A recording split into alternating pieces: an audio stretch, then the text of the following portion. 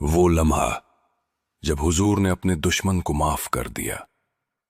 ایک دن ایک شخص جو شروع سے ہی حضور کا شدید دشمن تھا آپ کے پاس آیا۔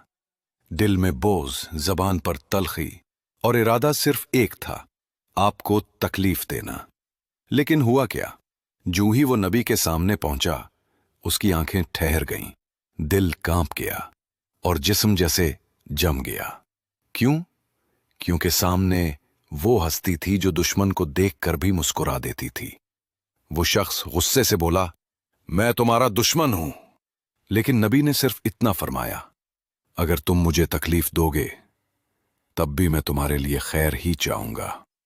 سوچو، کوئی دشمن جو تمہیں نقصان پہنچانا چاہتا ہو اور تم اسے بد دعا دینے کے بجائے نرمی سے جواب دو۔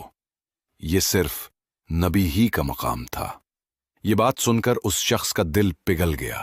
اس نے کہا، ایسی اخلاق تو دنیا کے کسی انسان میں نہیں دیکھے۔ تم ضرور اللہ کے سچے نبی ہو۔ اور وہیں اسی وقت وہ شخص اسلام کے نور میں داخل ہو گیا۔ یہ ہے اخلاق محمدی، یہ ہے وہ معافی جو دل بدل دیتی ہے، زندگیاں بدل دیتی ہے اور دشمنوں کو دوست بنا دیتی ہے۔